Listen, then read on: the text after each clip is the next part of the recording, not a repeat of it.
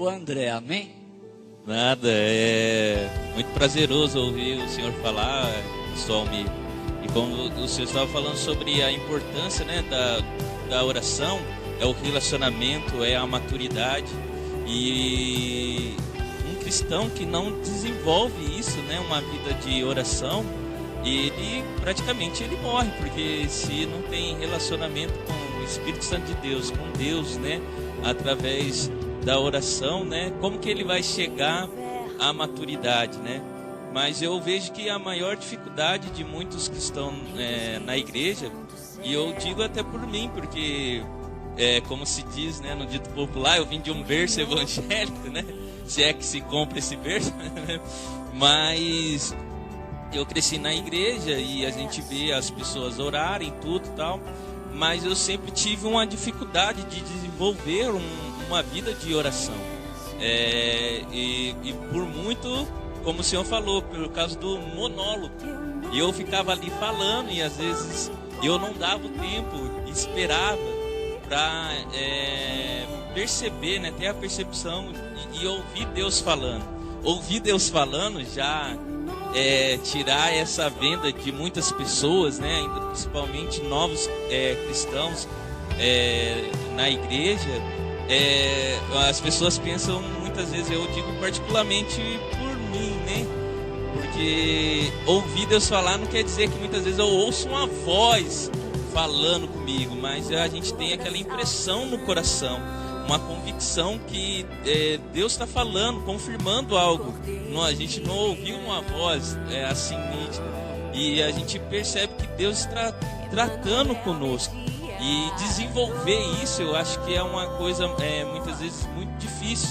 E isso vem através do relacionamento, né? Como o senhor aqui falou. E eu vejo propriamente por isso, como um casal, né? Um casal, eles vão tendo diálogo até um momento que eles vão conversando, eles vão se conhecendo, tudo. E daqui a pouco os sinais já falam mais que a própria palavra, né? Vão desenvolvendo percepções.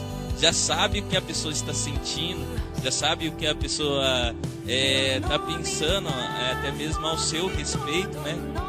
E eu acho que nós, na importância da gente orar, desenvolver o nosso relacionamento com Deus, para que a gente chegue a essa maturidade, como o Jó chegou, né? De orar até os amigos que muitas vezes falaram para ele desistir do próprio Deus, né? Perguntando para ele se ele tinha pecado, né? Naquela situação a qual eles estavam vivendo, né, de tanto mal sobre a vida dele.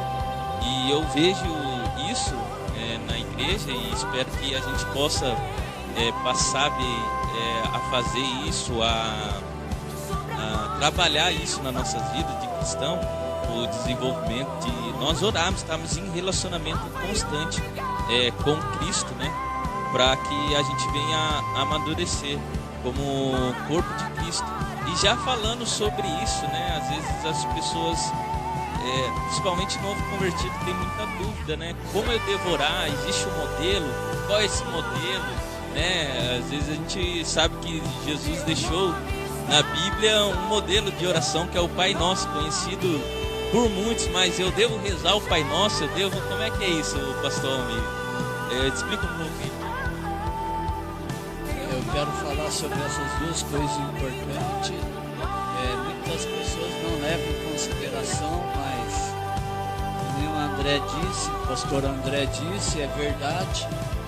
Muitas pessoas não sabem nem mesmo como chegar diante de Deus. Então são coisas simples que eu gostaria de compartilhar com você.